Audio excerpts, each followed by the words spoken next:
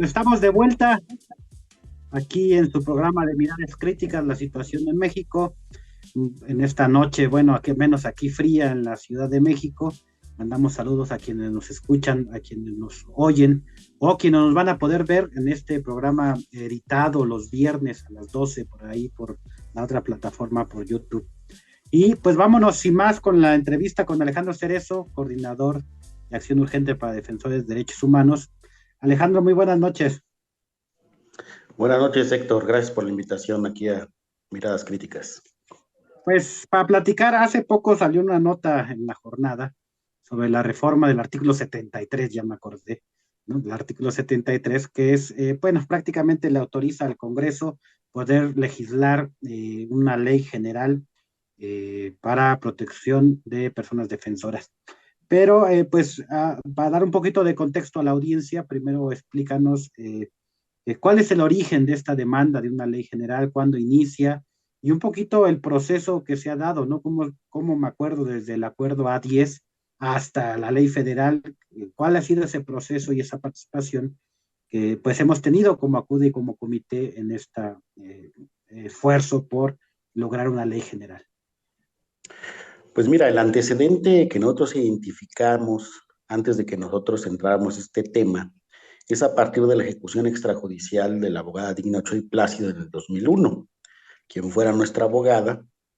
A partir de su ejecución, diferentes colectivos de abogados, sobre todo sus colegas, le exigen al Estado mexicano a través de la Comisión Interamericana y un algo para que proteja a las personas defensoras que están en riesgo.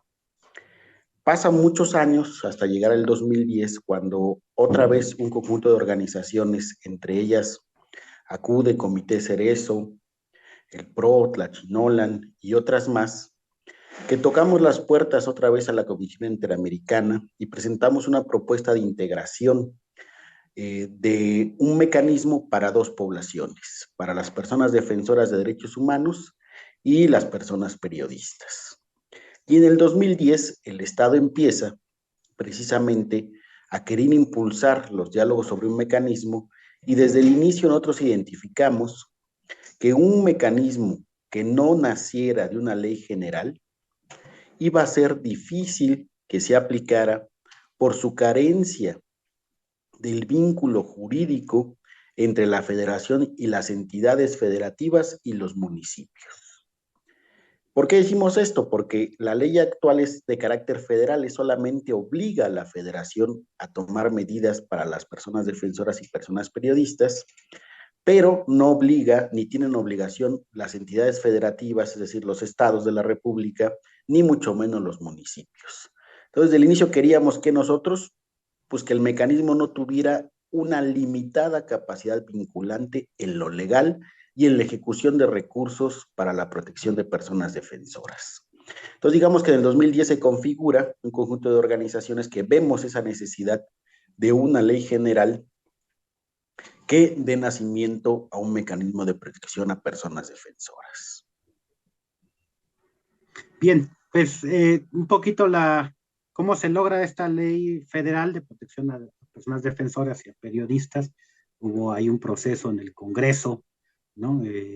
También, ¿cuál es la relación entre esa ley general, si realmente pues ha servido o en qué medida ha servido para pues disminuir pues, las ejecuciones, las persecuciones, la desaparición forzada en contra de personas defensoras o de periodistas?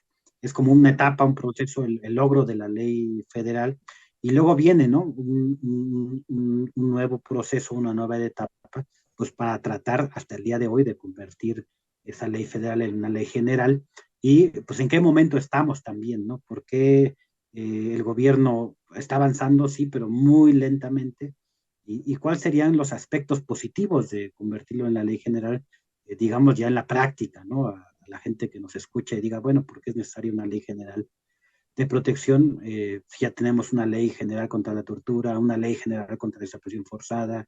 Eh,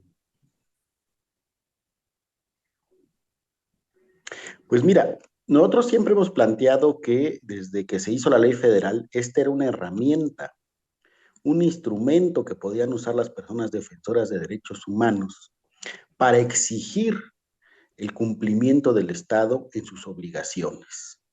Y una de sus obligaciones es salvaguardar la vida y la integridad física de las personas defensoras cuando son violados sus derechos por motivo de la actividad que realizan, ¿no?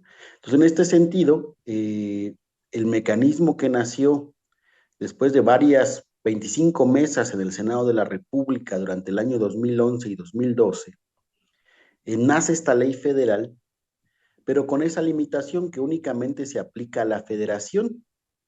Obviamente ha salvado vidas. A la actualidad hay más de 1,600 personas inscritas a ese mecanismo federal, pero también muestra ya sus deficiencias estructurales.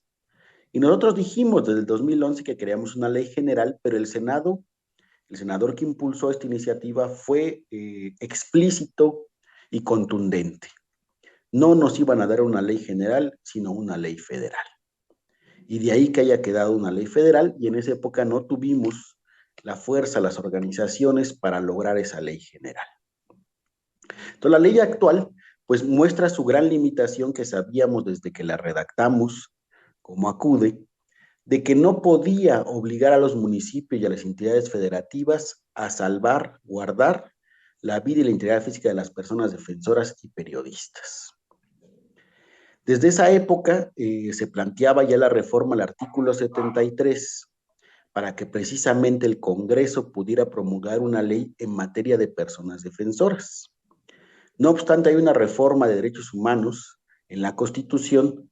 En eso el Congreso es muy ortodoxo en el sentido de que si no está que puede promulgar una ley sobre la materia, no la promulga, ¿no? De eso que ese artículo 73 se fue adhiriendo poco a poco la reforma para promulgar la Ley General de Desaparición Forzada, de tortura y ahora de personas defensoras y periodistas. También nosotros planteamos la reforma al artículo 6º constitucional, ¿no? Que es el de la libertad de expresión, para que se agregara ahí también el derecho a defender los derechos humanos y que también fuera un derecho muy similar a la libertad de expresión que protegiera tanto a las personas periodistas como a las personas defensoras. ¿En qué momento estamos? Después del 2012, cuando López Obrador se lanza ya como candidato, y cuando gana ya la presidencia, nosotros como ACUDE y comité le mandamos una carta pública donde pedíamos, entre otras cosas, además de una amnistía federal, además de la cuestión de los desaparecidos, una ley general de protección a defensores. Si no Esta mal fue, petición, pues, fue 2018. 2018, perdón, del 17 de julio de 2018. Y ahí tuvimos el apoyo de 145 organizaciones nacionales, 25 internacionales y 562 personalidades solidarias y democráticas. Y en ese sentido, pues nosotros seguimos trabajando en hacer una propuesta de iniciativa de ley general que implicaba la reforma al 6º constitucional y al 73, y es hasta este año que el Congreso de la Unión, en este sentido Cámara de Diputados, toma conciencia de la necesidad de esa reforma del 73 y da un paso adelante con la reforma que realiza en la Constitución. Y el gobierno federal, desde el año anterior, se decide y expresa a todas las organizaciones de derechos humanos y periodistas que va a realizar un proceso de consulta para construir una ley general. Hace diferentes foros nacionales, regionales. Desgraciadamente a los últimos foros ya no fuimos invitados, desconocemos cuál es el motivo y la razón, pero nosotros seguimos impulsando una iniciativa que construimos no solamente como ACUDE y comité, porque en el abril de 2019, después de 7 mesas de trabajo en el Congreso de la Unión con diferentes organizaciones de derechos humanos y de periodistas, se mejora, se perfecciona esta ley general y se lanza al Pleno, pero queda en el diván, queda desechada, no se aprueba, y pues queda ahí la ley general durmiendo los sueños de los justos, ¿no? Entonces, ¿en qué proceso estamos? Precisamente de volver a impulsar esta iniciativa de ley general. ¿Y en qué beneficiaría a las personas defensoras y periodistas? Uno, si es nuestra propuesta, es que podrían elegir entre el mecanismo federal y uno estatal. Podrían elegir también dónde se investigaría el delito, si en la federación o en el estado, porque muchas de las veces son los perpetradores estatales o federales con los que hay mayor conflicto, entonces puedes elegir la fiscalía dónde dirigirte. Otra de las bondades de esta ley general es que va a hacer explícito el derecho a defender derechos humanos y sus derechos asociados, y el derecho a la libertad de expresión y sus derechos asociados. Es decir, no solamente va a reconocer al defensor como sujeto, sino la actividad de ese sujeto o persona defensora de derechos humanos, y además va a enunciar las obligaciones del Estado respecto a esos dos derechos y a esas dos poblaciones. Va a tipificar los delitos, las sanciones que se cometen, que se pueden hacer acreedores a partir de esos delitos. Va a iniciar toda la parte de investigación, porque cuando hay impunidad, pues se repite las violaciones de derechos humanos. Implica un mejoramiento, un fortalecimiento del mecanismo federal, la creación de mecanismos estatales, toda la parte de reparación integral y garantías de no repetición, toda la parte de transparencia y rendición de cuentas, que en ese sentido ha sido criticado en diferentes momentos el mecanismo actual, las sanciones a los funcionarios del mecanismo que incumplan sus obligaciones y hagan mal uso de los datos, y por supuesto la capacitación a esos funcionarios y toda una serie de artículos transitorios para no quedarnos en el limbo en caso de que en lo que se pone en marcha la ley general y se desmonta el mecanismo federal de la ley federal, ¿no? Entonces creo que tiene diferentes bondades. Hay muchos temores por algunos sectores, pero son eso, temores, ¿no? Y hay que insistir en que esta ley general es una herramienta más para exigir las obligaciones del Estado. Sabemos que somos un país de leyes, que muchas de ellas no se cumplen a cabalidad, pero es mejor tener esa herramienta para decirle, no estás cumpliendo tu obligación tipificado en tal artículo de la ley general, a no estás cumpliendo tu obligación que no está tipificada en ningún lado, ¿no? Sí, pues eso es bastante importante. Ay, creo que se fue tu audio, no te escucho. Sí, aquí estoy. ¿Me Bueno, escuchas? sí, ya. Pues sí, es importante, le decía a la audiencia. Sé que es un tema más como especializado en meterse a leer la propuesta de una ley general contra, bueno, contra, no, para la protección de personas defensoras y periodistas. Pero bueno, ahí está la invitación de que es una propuesta que se tiene pues, ya más de 10 años trabajando. Es una propuesta que se ha consensado con pues, más de un centenar de organizaciones de derechos humanos, sociales, populares e indígenas, y que bueno, como siempre el gobierno tiene dos opciones, o retoma, consulta, toma en cuenta la participación de diferentes actores, o pues como son mayoría, pues hacen lo que quieren, la aprueban y como queda. Ese es como un momento, y el otro es que efectivamente, como decía Alejandro, pues tenemos leyes, algunas muy malas, algunas más o menos, unas buenas, pero pues en la realidad no se cumplen, pero no debe que ser motivo para no luchar por tener también leyes acordes a los estándares internacionales. Y una muestra de eso, pues son la estadística que hace ACUDE, que hacemos como comité en el informe anual de violaciones a derechos humanos, donde pues se continúa, sí, en menor medida que años anteriores, pero se continúa pues la agresión, el hostigamiento, las amenazas en contra de personas defensoras de derechos humanos. Por parte del Estado principal y fundamentalmente.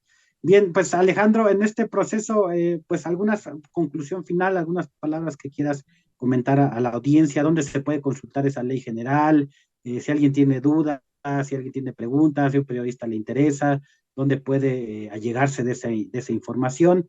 Vamos a estar atentos por los foros o lo que se haga también para poder tratar de pues, posicionar un argumento, una propuesta de ley ante el Congreso, ante Morena, ante el mismo presidente, que decimos, pues, qué bueno que lo están haciendo, qué bueno que ya reformaron, pero pues tenemos que hacerlo en conjunto para que realmente funcione. Pues mira, pueden consultar la iniciativa de ley general en www.acude.org, en su sección de mecanismo gubernamental, y ahí van a encontrar también el documento histórico de lo que solicitamos como ACUDE y comité en el año 2010 al gobierno federal, y lo que solicitamos a la Comisión Interamericana como este mecanismo integral para la protección de personas defensoras y periodistas. Ahí pueden ver un poco, digamos, la historia de cómo ha ido evolucionando las propuestas y cómo ha sido respaldada precisamente por organizaciones en toda la República Mexicana e internacionales, porque también es una propuesta que recoge la experiencia de diferentes mecanismos en el mundo y la nuestra, la mexicana, también, ¿no? Es decir, tenemos ya del 2012 de la ley federal a la actualidad, son 11 años de funcionamiento de un mecanismo donde se puede ver perfectamente qué ha funcionado, qué no, y también qué nunca se ha aplicado ni por este gobierno actual, que es la parte de la prevención y la parte preventiva de la ley actual. Es algo que no han aplicado y que no ha aplicado ni este ni los gobiernos anteriores. Bien, pues muchas gracias. Ahí está el llamado a las otras organizaciones, a los legisladores, para que se pueda construir una ley que realmente sirva pues, para proteger a las personas defensoras y a los periodistas. Nosotros decimos no hubiera necesidad de ley, pues si no ejecutaran, desaparecieran, hostigaran y amenazaran a las personas que están luchando por sus propios derechos, pero como existe esa situación, pues también se necesita una ley al respecto.